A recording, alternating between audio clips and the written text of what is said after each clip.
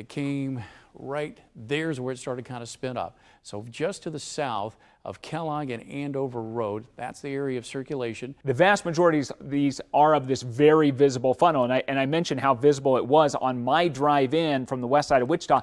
I could see it all the way really essentially across the county, so a very visible storm. If you are in the Andover area, stay away. Just go home, stay inside, because they're trying to figure out exactly what's happened here. We're stuck in between two different road closures, so take a look at the traffic. I don't know if you can see that over my shoulder, but it's backed up. We couldn't leave here if we wanted to. But right in front of us, we did find this big tree that is totally blocking this driveway. The Andover Y took a direct hit from that tornado a couple of hours ago. And that tornado honestly went from 0 to 100 quick. Right about there is when it got super intense. You see the power flashes, you see the debris going in the air. That tornado was by far one of the loudest tornadoes I've ever heard. Houses destroyed, debris littered all over neighborhoods. This is the aftermath of an EF3 tornado that cut through Andover Friday night. We do have significant property damage in some of the neighborhoods throughout the community. First responders saying they have completed their first 2 rounds of searches in the damaged area. Over 1,000 buildings were in the path of the storm.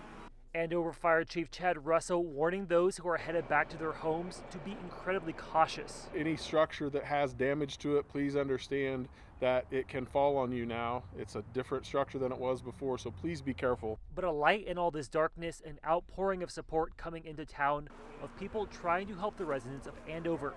And while they appreciate it, first responders here say that if you don't live in town, you need to wait. We definitely will have a time where we will have a good use for volunteers, but again, we want to make sure that we've identified the need and matched that with the appropriate volunteer resources. With all this damage, luckily no fatalities and only minor injuries. That's a fact that nearly put Chief Russell to tears. It's absolutely a miracle.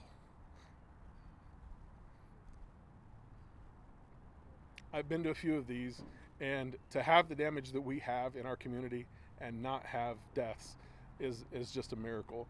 And if you look off in the distance, that dirt-looking area, you see some lines there. Well, take a look off to the left.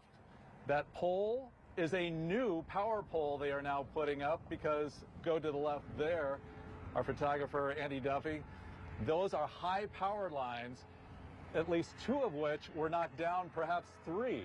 This is where the Keller family took shelter here in Andover Friday, and they had no idea that just a few minutes later they would open this door to find a whole new world. Elijah Keller took this video of the massive Andover tornado headed straight toward him seconds before closing the door on his storm shelter. My wife got up to go to the kitchen window and said there was a tornado, and I thought she was messing with me. She said, I'm not kidding, there's a tornado coming right towards us. Minutes later, Keller opened the door to find this: mass destruction all around him. But the scariest part of it, there's a latch on the storm shelter, and I don't know if it was just rusted, but I couldn't get it to close. Keller had to hold the door closed himself, feeling the tornado trying to rip it open. It was just really an intense sounding, and so it sounded scary. I think just the thought of, like, had I not gotten up and looked out the kitchen window and sat there for 5 more minutes, like the glass and stuff that would have flown in at us. Keller's wife Sarah says the worst part was not having enough time to get their dogs, hearing them panicking as the tornado ripped through. But it's what happened next, the Kellers say, meant the most. I think that's a good spot for it. Okay. Sometimes I cry, but it's not because of what we've lost. It's because of just the outpour of love we felt over the last week. It's been incredible, or last 36 hours.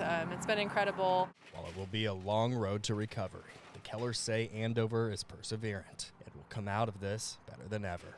Nothing that we lost is something that can't be replaced, and we're just really thankful no one was hurt. My heart goes out to all those, all their people, because it's like, you're walking through their lives. Lead National Weather Service forecaster for the Andover tornado, Bradley Ketchum, has been doing damage surveys for over 20 years. This is your subfloor of the home.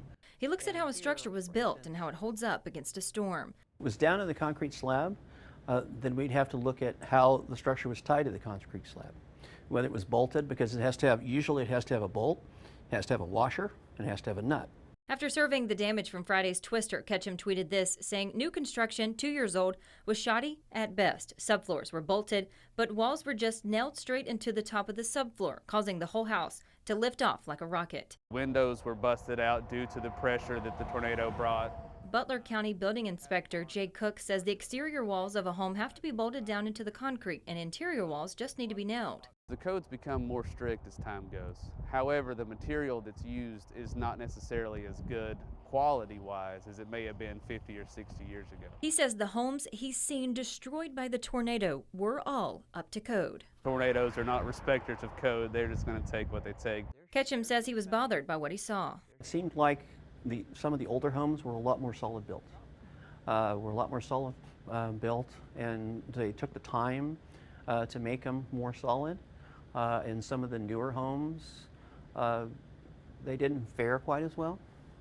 And I guess that's a little concerning. I think a lot of the homeowners, had their eyes open, unfortunately. I mean, it was heartbreaking. It's heartbreaking to see the damage and heartbreaking to see, but I think a lot of them were surprised maybe that their home didn't hold up as well. But you're dealing with a tornado, a very intense tornado over a very compact tornado. Take a look at this drone video from early on. Fast forward from then to now, you can see just how much progress there's been in such a short time. And we have just gotten in new video, a new perspective of Friday's tornado in Andover. USD 385 has released surveillance video from the tornado. This is from Prairie Creek Elementary School, which suffered significant damage in the storm. See a lot of things flying around there. The damage there was so severe that classes will not be held for the rest of the year. Amazing. Wow, you can see. Now it's moving into the school right there. Yeah, the front door being torn off, lunch tables. Yeah, the wall of the cafeteria pretty much demolished. Wow, a lot of work to be done there. Unbelievable. And just to give you perspective, that is just south of the Andover Y. So it hit the elementary school and then moved up to the Y. Right. Crazy. I mean, there's a reason for everything, so I don't know why I was put through it, but it was. 8th year on the job. I came a block and a half over here to avoid it and got the direct hit. And living a stone's throw away from Prairie Creek Elementary School, David Jackson, an Andover Public Schools employee, says he was winding down for the night. Then the storm hit. He saw the rope of the tornado forming and coming closer. Here's the video he shot.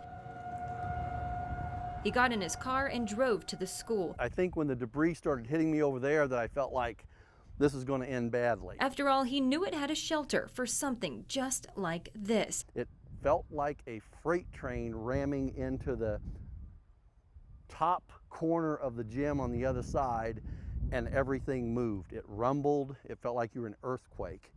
I noticed 8 seconds into it, we all three did this. He was with 2 others seeking shelter, all covering their ears, not knowing what to expect, but realizing there probably wasn't a better place for them to be at the time. Here's a look inside the shelter during the tornado. And I am pacing and walking around in there because you can't sit still. This is going on. You hear the roof being torn off. You hear all this stuff clashing around, and and then it's, when can I go out? So like I said, I waited about 40 seconds and decided, why not? He came out and saw this. It'll handle an EF5, and I'm kind of going, as far as we know, because I've never seen a tornado. So the actual destruction on camera looked like, to me, it lasted about 15 seconds. The shelter's roof was partially gone, but the structure still was standing strong. It's built to withstand a 250-mile-an-hour wind. Jeff Hanbon is with Hutton Corporation working to repair the school, and it is but a handful of storm shelters for the district. And it's great that the Andover School District can say they have storm shelters at all their buildings. That's a lot different than back in the day when we used to go out to the corridors and kind of duck and cover. You now have a safe place to take students and staff when that happens. Jackson says it saved his life. The structure did just exactly what it was supposed to do, but doesn't mean it wasn't scary being inside it. And that's just an EF3. Imagine a 4 or 5.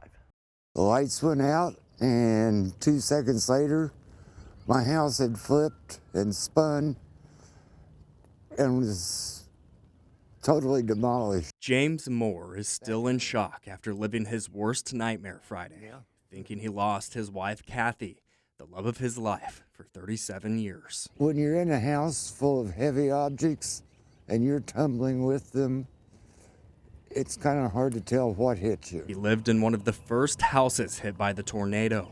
After digging himself out of a pile of debris, he had only one thing on his mind: finding his wife.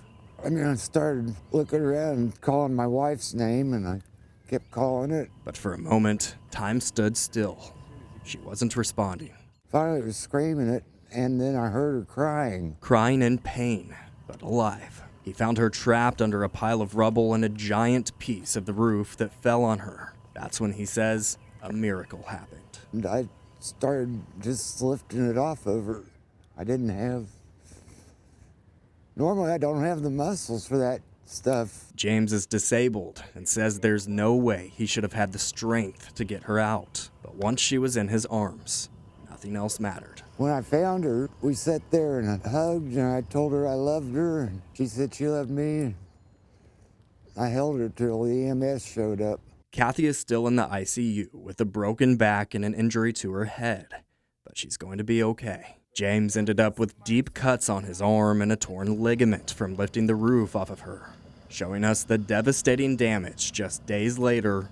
He doesn't even know where to start. It's my back porch steps there. But says he's just grateful he still has what will always mean the most: his wife, his best friend.